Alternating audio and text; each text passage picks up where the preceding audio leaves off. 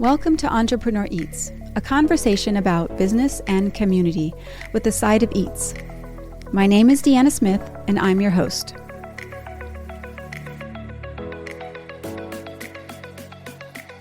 I'm Deanna Smith, and I'm your host on Entrepreneur Eats, and I have been waiting for this interview for several weeks now. When I heard the ideas that were coming out of these brains, I had to talk to Isaac, James, and Luke. I needed to know more. So who was the brains behind the receptacle cleaning services? I would say James kind of started the process. Okay.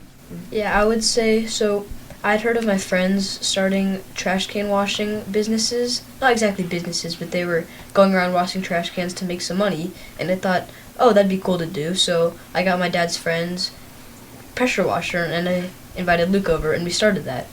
Mm-hmm. And then after that, I got Isaac to join us, and we just went around my neighborhood, like, offering people to wash their trash cans. Wow. That is a very unique offer because, I mean, first of all, who thinks to even wash a trash can, right? Yeah. How did you come up with this idea? So, first of all, it started off with our compost, which got pretty nasty, and my dad wanted me to do it first off. So that's why we had the pressure washer at our house. Mm-hmm. And so we did it with ours, and our neighbors saw, and they asked me to wash their trash cans as well, and I got some money from that, so I thought it'd be a good idea.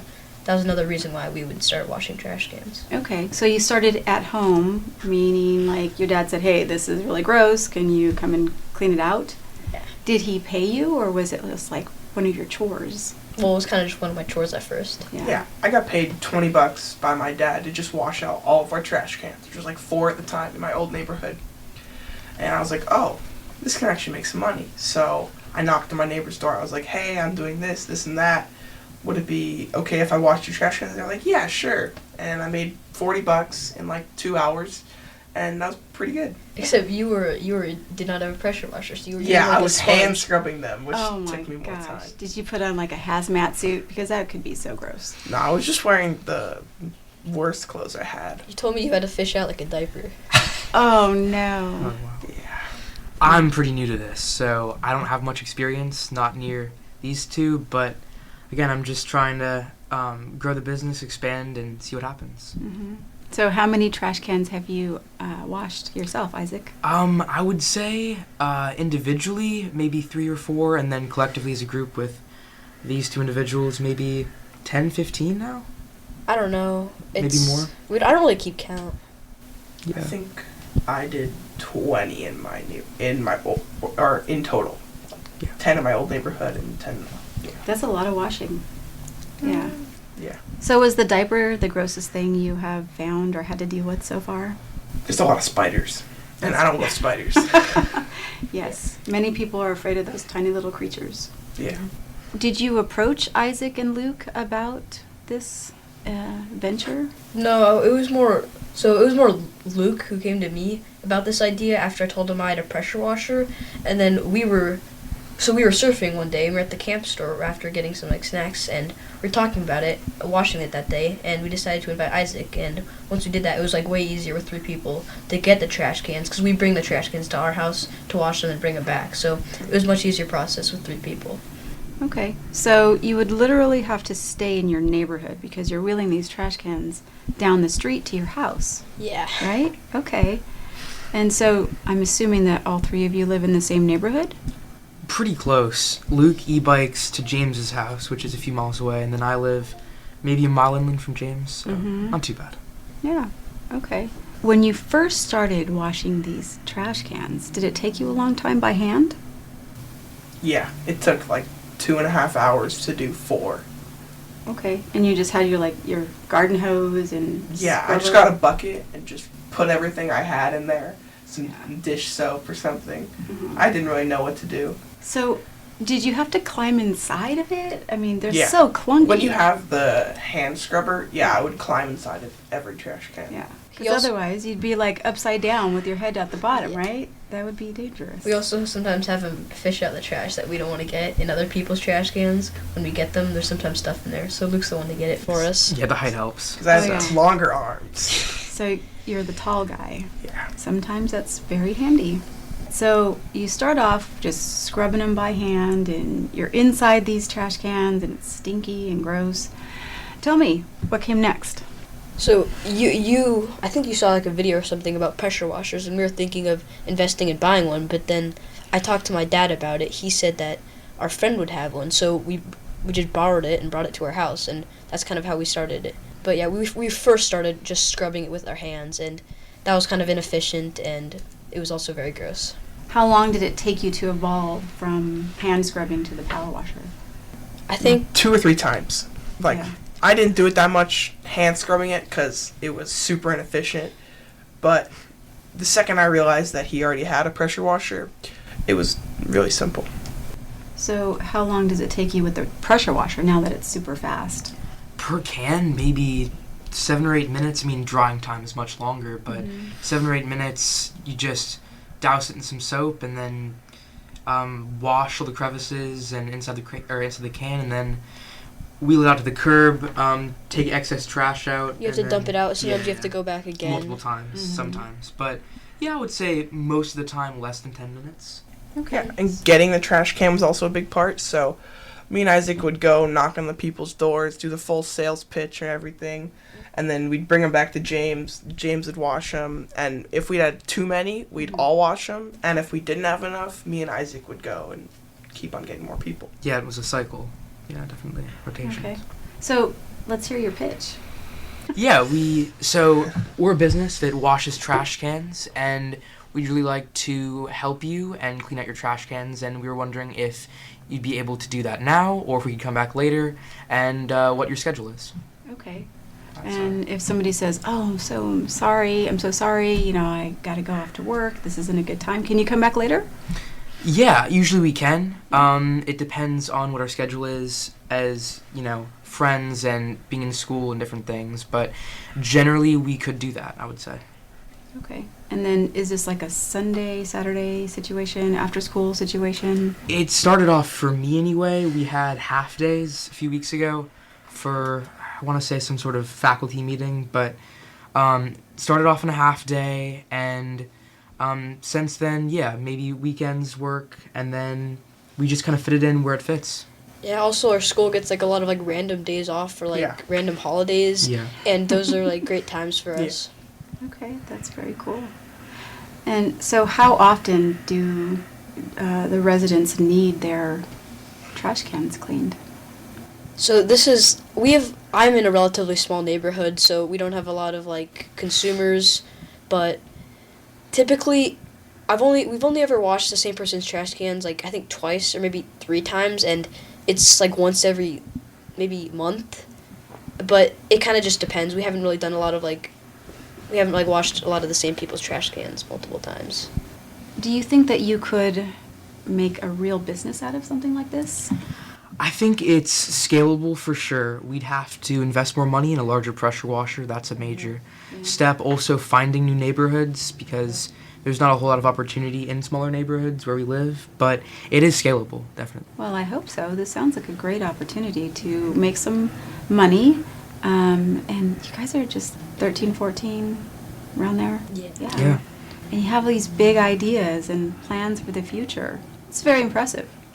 If we do this and we make a certain amount of money, then we can expand and maybe work on a bigger idea that's less of a service and maybe more of a business. We could still do a service, but if we reinvest the money that we make, we can make more money, and then we do that again and then again. And Yeah, that's the whole idea, right? Okay, guys, so you're making all this money and you're working together, sometimes not together. How do you decide what to do with the money and who gets how much? Right now, it's completely even 3 ways. I would say it's pretty much even as well in amount of effort put in. So we split it that way. And then as far as the profits, mainly we're just focusing on reinvesting the company and trying to build it out. yeah, we split it 3 ways. And then if we're going to start a new company, we're going to invest it 3 ways, and we're all going to put an equal amount into it. I mean, it's working too. So far, there's been like no disagreements about how the money's split, and I guess it's because we're a team, so we all work together, even if we're not all there. Yeah, that's so important, working together as a team and trusting each other and picking up the slack when, not everyone is around. So it's a big deal. You guys have signed up to do some amazing things together, and I can't wait to see what else comes of your partnership. So what is your goal, immediate goal you have to get a certain amount of customers? What's your goal before you move to the next step? $5,000. Yeah, it's definitely possible over enough times. I would say, first of all, maybe a few hundred just so we can get a larger pressure washer and have maybe 1 or 2 people on certain days, all 3 on certain days. We can alternate. Once we're in that place, then we can maybe set larger goals. But I think in the immediate future, that's the most realistic. So if you wanted to go to other neighborhoods, would you be cruising around with your pressure washer down the street, or? Yeah, you can plug it into a hose. I don't know if people would want us to use their water, but that'd kind of be the only way that we could actually clean out their trash cans. We'd just be going door to door there's a few larger neighborhoods around us, so I think it'd be possible. Aside from the trash can washing, what other great ideas do you have in the works? I thought of an idea of making a somewhat portable bike shop just for tube repairs because I popped my front tire in my tube. My dad had to load it into the car, take it to the bike shop, and then wait 2 days for it. And then he'd have to drive me there, pick it up. And I was like, it'd be so much easier if we could just pay someone a little bit more and they'd just come here and they'd fix it for us. Mm-hmm. Wow, that's a good idea too. We've had a lot of trial and error, actually, too, in businesses, Luke and I especially. Yeah. We were thinking about a e-bike limiter app for parents and guardians. That didn't work really well because of GPS licensing, but then we transitioned towards potentially biodegradable and eco-friendly rubber bands For your braces. for braces. Mm-hmm. But again, due to manufacturing issues, we kind of put that off, but we've had a few ideas. We've kind of gone from fixing really big things, which we realized is really hard with not enough capital and when you're kids, to more services and tangible things. Yeah. Sure. Well, I hope that being on this podcast can help you guys get the word out that maybe you want some guidance or mentors or even investors, possibly. Yeah, for sure. That'd be super cool. Yeah. So what about you, James? How did you get such a big brain and all these ideas? I mean, I kind of just came to me, a lot of my friends, when I'm surfing, some of them talk to me about what they're doing and how they made money to buy this and buy that. And I didn't really have to do much about it. It was kind of my dad who also got the pressure washer, my dad who introduced me to, how to do it. It was kind of, given to me, and I'm just thankful for that. So how much support have your parents given you in all of these adventures and ventures? My dad kind of told me how it's possible and how it's not possible, and that kind of made everything more real. So it's really hard to start an app or something. So my dad would come to me, he's like, Facebook is just an app where you text people, but they have millions of people who work there. So it's really hard to start just something as simple as that. Mm-hmm. So helping getting all of the information to you is a big deal. That way you're not really, wasting time or kind of just a fast track to information. Being that you're so young and have all these great ideas, it's very, very helpful to have somebody guide you. Sounds like your parents are doing a great job. Yeah. Both our parents are entrepreneurs and own their own businesses. And what do your parents do? They're both James? ER doctors. ER doctors? Yeah. Wow. So if we ever get injured doing something, Yeah. we're good. Washing trash cans. Yeah. And I understand you speak another language. I speak a Oh, little bit of yes. Chinese. Oh, wow. Yeah. I lived there for 10 years. Oh, you did? Yeah, in Hong Kong, which was really changed everything when I moved to the U.S. And then when I applied to the school that we're all at, I was really late for the application, but we shared our story and we got into the school. And I'm so happy I met all my great friends. Me and Luke originally met from Minecraft. Oh, We yeah. both played Minecraft a lot, so that's how we became friends. What about you? Tell me about you. Yeah, I've always kind of had an interest in the sciences, especially.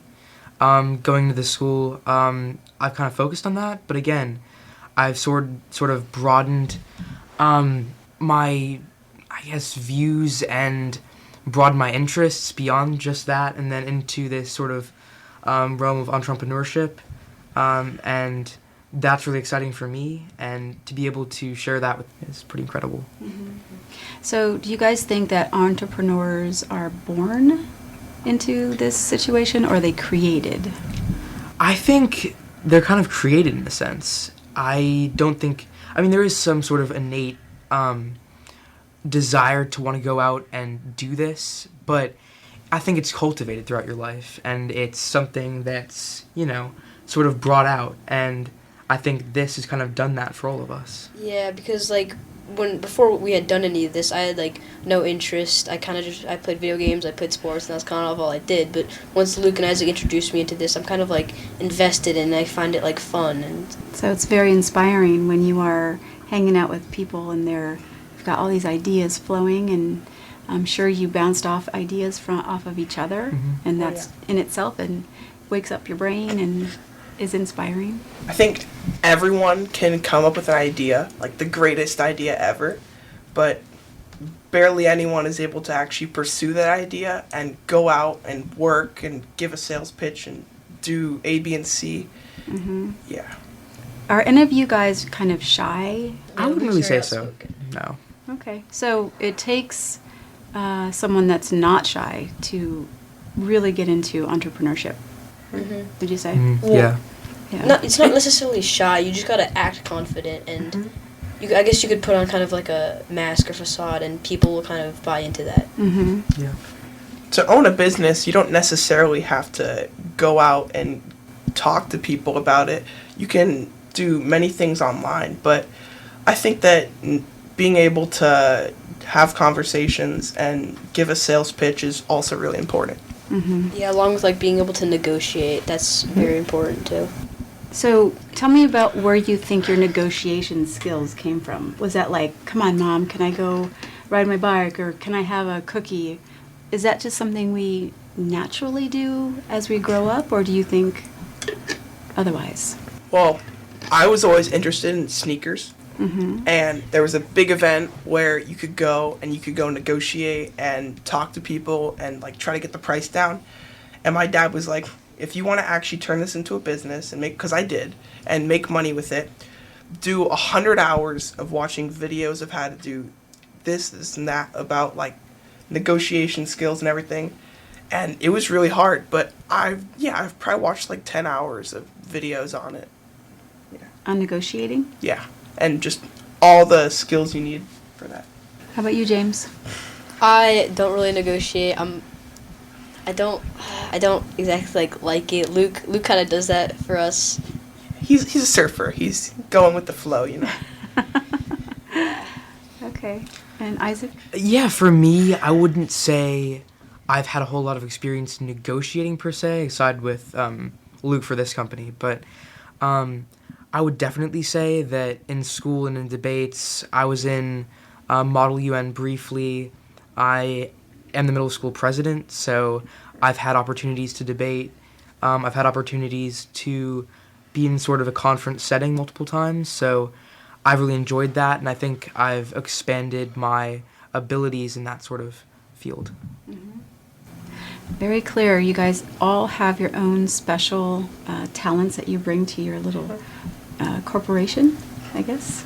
Are you official, or are you guys just kind of hanging out doing this? I wouldn't say we're quite official yet. We're getting there. We're but trying. Yeah. Okay. What is the next step to make you official? Social media for the bike tire thing. I think we've moved on a little bit to that, and we won't, not fully, but Yeah. somewhat. And the problem with social media is parents don't take just getting Instagram lightly. It's a whole process. They want to have parental controls. But I'm trying to find some time where I can talk to my parents about it. Yeah. Yeah. Well, they just want to keep you safe. That's for sure. You guys are all buddies, and you are doing amazing and impressive things at such a young age. What would you say to other kids who are listening to you and they want to do something cool and they've got all these ideas? What are the first steps that you take? As I said earlier, anyone can think of the lemonade stand before anyone else does, but not everyone's going to go out and do a lemonade stand if that's what kids are going to do. Mm-hmm. If you have an idea and you're a kid, you should really pursue it and continue with it and actually go out and do it. Yeah, I would say, and even if that's not even possible for you, just really try and invest yourself. That's very important, and make sure you have some sort of dedication to your craft, whatever that may be. Mm-hmm. And if you can't get it off the ground, then you've learned something from that, and you can use your knowledge from that. And Luke's talked about this too, to build a new company, to work on a new idea and workshop it. Yeah, and although some people aren't as fortunate as others, so it might be harder to get something started. As long as you keep trying and keep reworking, keep redesigning, you'll get somewhere. Yes, you just don't give up. Keep going, right? Mm-hmm. Yeah. The beautiful thing about now, this day and age, is we have the internet, and we can Google just about anything, and we can learn all kinds of things on YouTube. So, great tool.